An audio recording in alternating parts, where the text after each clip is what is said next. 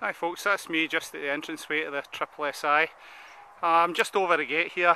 There is actually some cows further up to the left hand side in the field nearer the turbines there, but they'll make their way across the field as they please, as they do. But another easy way to find it is once you do come over that original fence, you can follow that fence all the way around. It kind of follows a kind of slight T shape. However, if you're trying to avoid the cows, just go into there's gates further up. You can actually cross through there. There's gates further up there, and you just come over here and cross over, and then you come into what is the Scottish Wildlife Trust Cander Wildlife Reserve. That's just been recently replaced because the old one was falling apart, and that's the fence. You come over there. So aye, easy enough done. Might be worth saying, you're not in the best bit yet. We'll just take you on a wee bit. I'll just haver a wee bit. But the cander moss itself, which is just up yonder, was designated I think it was the Nature Conservancy Council, I'm not 100% sure, who registered it in 1986 as a special site of scientific interest, and that is now maintained by the Scottish Wildlife Trust, who try to maintain what is a raised peat bog. I'll tell you a wee bit about that later on. And we're just starting to see the edges of the moss there. In fact, you can just see it through the gap in the trees there. Have been just recently cleared in the last couple of years. So I've been up here maybe every couple of years with a group. Usually come up at September time, as there's a lot more in terms of the fungi and the mushrooms and all that jazz. But this is a nice time, and it sits quiet as well.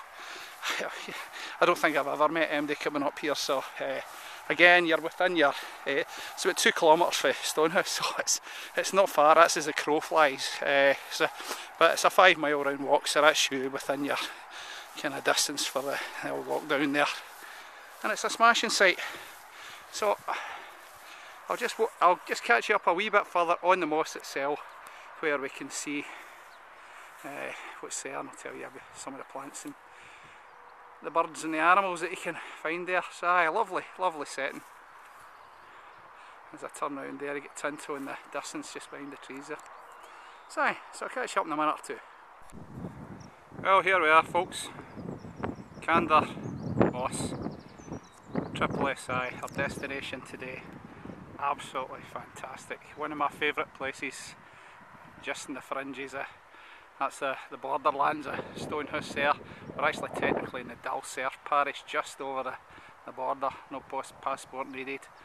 And here we are. What a fantastic site for wildlife and flora and fauna together. If you like your moths, this is a place to go. That's moths and moths.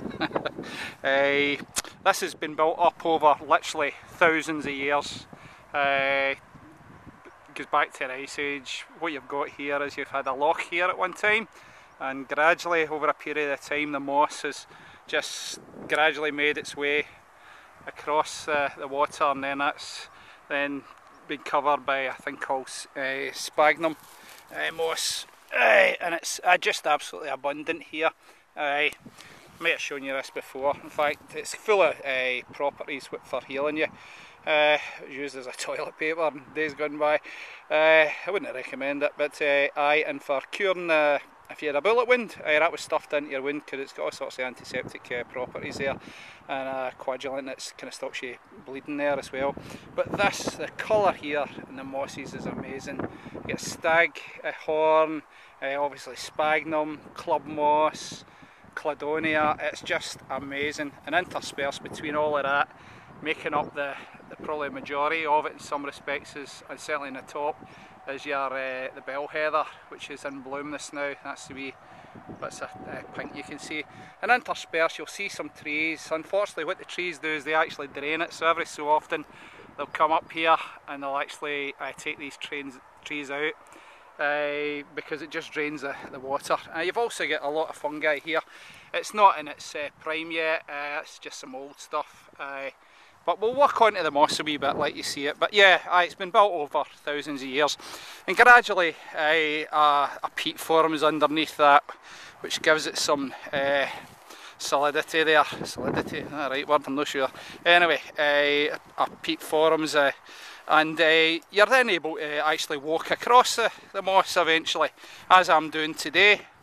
But what's worth keeping in mind as you're actually walking across here is you're walking on the loch itself, and there are some bits out in the centre there where it's just a wee bit closer to the water that lies below, because that loch is still there and that's feeding the moss and the wildlife there. And it's incredible because you can get a slight bit of, you can actually stand on it and you're moving up and down on the moss. There's fantastic. And you just look at the colour there and the mosses. Brilliant. I wish I'd listened more at school and maybe taken up this as younger in life, but this is say one of my favourite places, and I love to bring folk here to see it because I think they're just like, wow, you would think you were up in the Highlands here. It's just incredible. Just again, a lot of colour and the shapes, superb. You've also got another wee plant here which I'll keep an eye out for. I've only found it a few times. It's not as prevalent as it used to be. Just as I'm saying that, a wee moth going by. In fact, there's if you like your moss, there's hundreds of them. So, what was I saying there? Going back to plants, there's a plant up here. It's called sundew, and some wee insects won't by there. And the sundew is actually it's a fly trap, and it's absolutely incredible. And you think, oh, that's fly traps, you can buy them. Well, you come up here and you can actually see them for yourself. They're fairly small up here. I haven't seen anything of a decent size, but it catches the flies and eats them. Oh, there, crank wee tortoise shell just fluttering by there. He fluttered by. And if you are coming up here, do remember, as I said before, bring with you a good pair of boots because you are going to fall on your backside of them, as many have done as I've brought them up here. It's not the easiest to negotiate because there are lots of wee holes through the moss here where your foot can come a cropper, as I've done many a time myself. So try to stick to the hillocks. That's hillocks. Oh, right down there into a wee pool. And if you are coming out, kind of stay to the edge, maybe 20-30 feet for the fence if you can. I mean, you can go out onto the moss, but we are trying to protect it as well at the same time. There used to be some measurers instruments out in the middle of the field there. Unfortunately, I think they were either damaged or just needing replaced, but they've been taken away, and they actually measured the water below, just the water level, to see how it's been changing. Because unfortunately the climate change, acid rain, you name it, the erosion of the moss through agricultural improvements, obviously got wind turbines, but they're not a threat to this site. They're off this site, it's protected. But you've got the trees are the biggest problem, and of course you've got the M74, which is just up yonder, which I think was built in 1967, but it actually drove right through the centre of the moss, and it's a shame. So that's we lost a wee bit of it. But what I'm glad to see is just recently the Scottish Wildlife Trust and others have been up here and they've done a massive clearing here, so this should actually help retain the moss for many years to come. I'll tell you, it'll be here long after we're all here anyway. So a special site. It's quite extensive. I'm guessing it's about a kilometre to a kilometre and a half across, maybe half a kilometre away. And if you carry on up by there, it just takes you up to the motorway. You can't cross at that point there. There is another crossing which I'm taking today, but we need to do that by arrangement, as I say. So if you are coming back here again, that's Lochhead Farm. just come to the corner there, make your way onto the moss and follow the route back again onto the moss. By the same route that you came in. It is a nice walk here and back again. And all in, you're within your 5 mile kind of distancing as well, so lovely. And again, the winds are fine up here.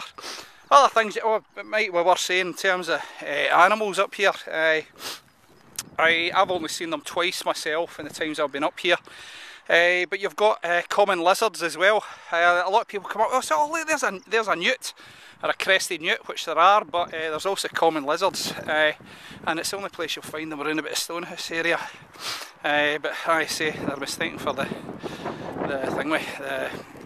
newts.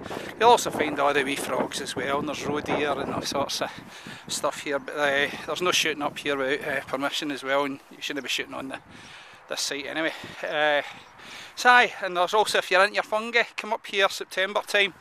Absolutely covered in fungi, but more towards the trees up yonder and on the fringes. Although there are some unusual ones like the red soldiers. It's a wee red fungus that's up here. And I've got at least 47 varieties have been recorded up here. I've recorded many myself. I'll maybe post them later. So I think that's probably enough for you to get an idea of what's here. Superb. Bring your lunch. Absolutely brilliant. Or join one of the walks that we do every couple of years up here. Superb. And I think that'll do me. So I'll catch you up later on, just when I come out of here. Say my cheerios, and that'll do us for today. And thanks for joining me at the Cander Boss. Bye for now. Hey folks, back again. Just wanted to say I've actually come across the measuring devices just for your information. Please don't touch these when you're up here. These are to measure the levels of the loch below. But 2 devices here, and they help to measure the changes to the site, which then dictate what action might be required to make improvements to protect the site. So, yep, there we go. Also, just worth saying, there's a lot of you get larks up here as well. Also, I've just found there's a lovely wee fungi called pixie cup, which is here in abundance, as is the bug cotton as well. In fact, some folk days gone by used to collect that.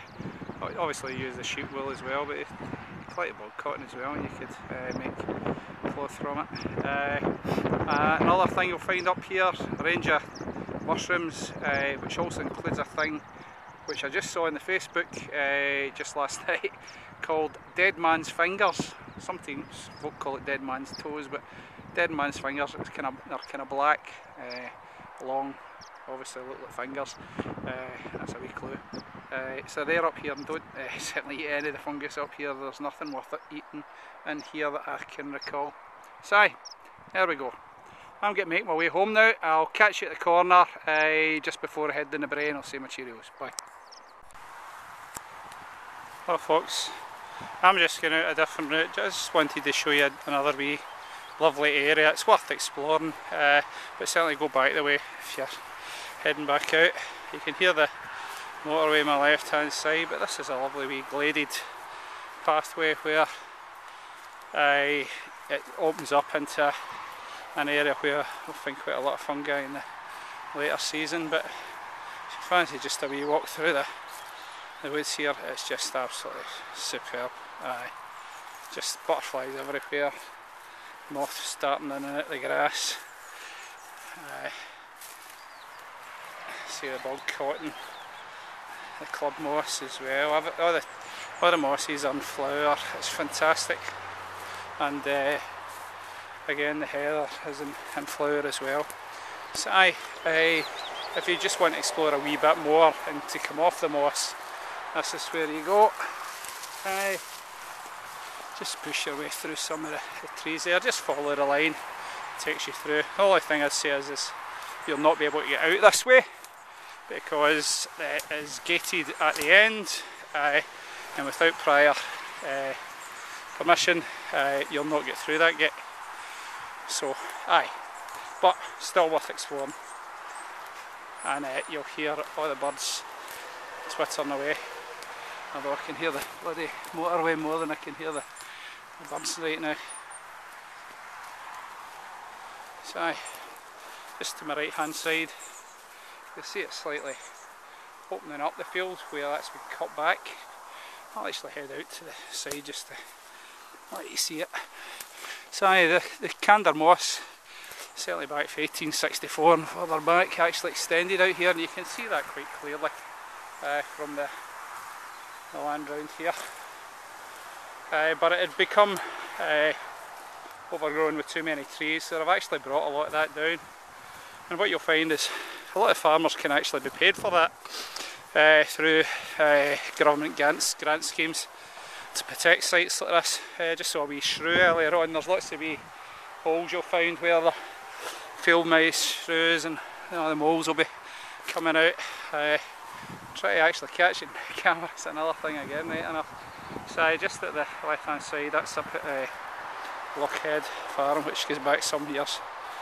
So aye, there we go. I'll show you a wee bit of the mushrooms. There might be a few things that's around at this time of year. Over there, a wee bit closer, so it was just to give you a wee idea of what's here. Oh, in fact, just to my left hand side, just speak of the devil, and there we go, lovely. That there is a big yellow roosla, fantastic, and that there is a lesser spotted, what do you call it, plastic that's been thrown away. So aye, sometimes these things can be mistaken for all sorts of things. Anyway, yeah, there's unfortunately been a wee bit of rubbish been thrown at the cars over the years. So, without further ado, I'll catch you on a wee bit further again. There we go, there's a cracking big burr on the tree there, mostly birch trees that's along here. Kind of opens up a wee bit nearer to the end, where you'll actually find a lot more mushrooms. In fact, for some reason, seems to be a lot of the yellow rooslas about at the moment, and they're all over the ground here. Don't eat them. If you look up into the trees, you'll also see a lot of bracket fungus. There's some cracking examples. You've got horseshoe fungus. If I'm right in saying over here, yep, yeah, actually looks like a horseshoe. Absolutely brilliant, brilliant. That's one of my favourites. And it's solid. Get a wee chap, nobody will answer, but that's your horseshoe fungus. And you've also got lots of the birchwood polypore, which is further up, another big bit of the horseshoe there. It's all along, you'll find it on deadwood.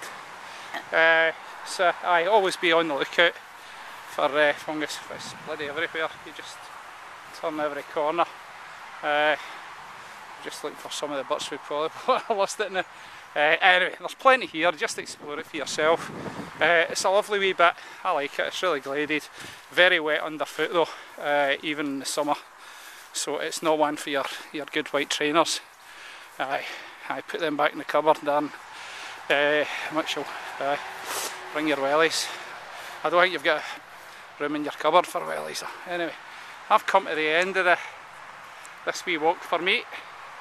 I'm just going to head out via Lochhead. As I say, you'll not be able to access that unless you prior permissions, but lovely wee area there. So you get along here, you'll come to the fence here, just head back out again the way you come in, and I'll guarantee you if you come down here you'll love it. So I'm just going to actually leave you here. I'm going to head back to Stonehouse, down the Cander Millbrae again, and I'll catch you for another walk. There's still plenty more places you haven't been yet. Or certainly if you've been there, maybe you need to look twice at some of the flora and fauna around about you. So aye, again, appreciate what you've got, enjoy it, and we'll see you again another week. Bye for now.